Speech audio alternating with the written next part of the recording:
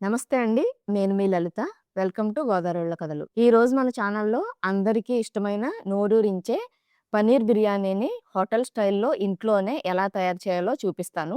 బయట కొనే పని లేకుండా ఇంట్లో ఉండే వాటితోనే చాలా టేస్టీగా ఎలా చేయాలో స్టెప్ బై స్టెప్ చెప్తాను. వీడియోని అస్సలు మిస్ అవ్వకండి.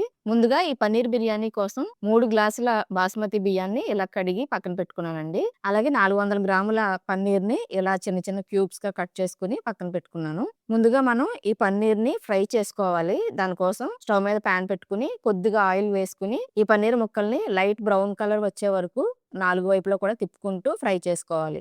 ఈ విధంగా ఫ్రై అయిన తర్వాత వీటిని దింపేసి పక్కన పెట్టేసుకోవాలి. ఇప్పుడు మనం బిర్యానీ తయారు చేసుకోవడం కోసం వెడల్పాటి అడుగు మందంగా ఉన్న గిన్నె ఒకటి స్టవ్ మీద పెట్టుకొని దానిలో 3 టేబుల్ స్పూన్ల ఆయిల్ ఇంకా 2 టేబుల్ స్పూన్ల నెయ్యి వేసుకొని వేడి చేసుకోవాలి. దీనిలో బిర్యానీ మసాలా అయిన 2, 3 మరాఠీ మొగ్గలు, 2 అనాస పువ్వులు, 2, 3 దాల్చిన చెక్క ముక్కలు, ఒక 5, 6 లవంగాలు, 5, 6 యాలకులు, కొద్దిగా షాజీరా, ఒక 4 బిర్యానీ ఆకులు వీటిని వేసి ఫ్రై చేసుకోవాలి. దీనిలోనే ఒక 20 వరకు జీడిపప్పు పలుకులను కూడా వేసుకొని ఫ్రై చేసుకోవాలి. ఇప్పుడు దీనిలో 2 మీడియం సైజ్ ఉల్లిపాయల్ని ఇలా సన్నగా తరిగినవి వేసుకోవాలి. అలాగే 4, 5 పచ్చిమిర్చి చీలికలు కూడా వేసుకోవాలి. వీటిని లైట్ బ్రౌన్ కలర్ వచ్చే వరకు ఫ్రై చేసుకోవాలి.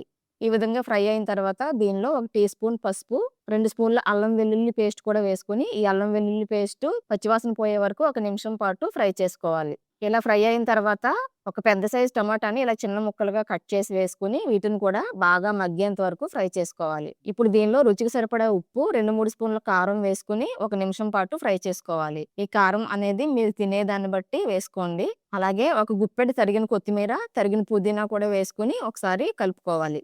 ఇప్పుడు దీనిలో ఒక అరకప్పు పెరుగు వేసుకొని దీన్ని కూడా 1 నిమిషం పాటు ఉడికించుకోవాలి. ఇలా ఉడికిన తర్వాత మనం ముందుగా ఫ్రై చేసి పెట్టుకున్న పన్నీర్ ముక్కలు కూడా దీనిలో వేసుకొని మరొక నిమిషం పాటు వీటిని కూడా ఉడికించుకోవాలి. ఇలా వేగిన తర్వాత 1 tea spoon biryani masala, 1 tea spoon garam masala వేసుకొని దీన్ని కూడా 1 నిమిషం పాటు కలుపుకుంటూ ఫ్రై చేసుకోవాలి.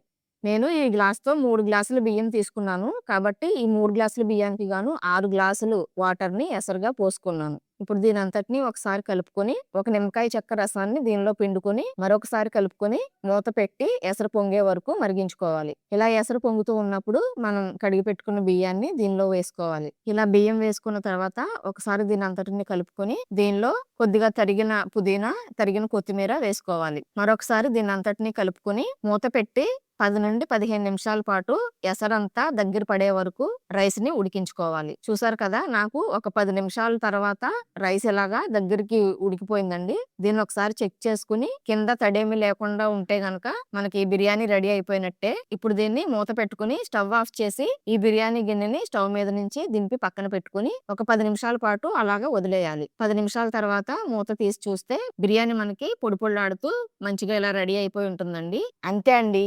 వేడి వేడి పన్నీర్ బిర్యానీ రెడీ అయిపోయింది. చూస్తుంటేనే తినాలనిపిస్తుంది కదా! మీరు కూడా ఇంట్లో ట్రై చేసి ఎలా వచ్చిందో కామెంట్ సెక్షన్‌లో చెప్పండి. ఈ వీడియో మీకు నచ్చినట్లయితే లైక్ చేయండి. మీ ఫ్రెండ్స్ అండ్ ఫ్యామిలీ మెంబర్స్‌తో షేర్ చేయండి. మరిన్ని టేస్టీ రెసిపీస్ కోసం మన గోదావరిలో కథలు ఛానల్‌ని సబ్స్క్రైబ్ చేసుకోవడం మాత్రం మర్చిపోకండి. Thank you for watching.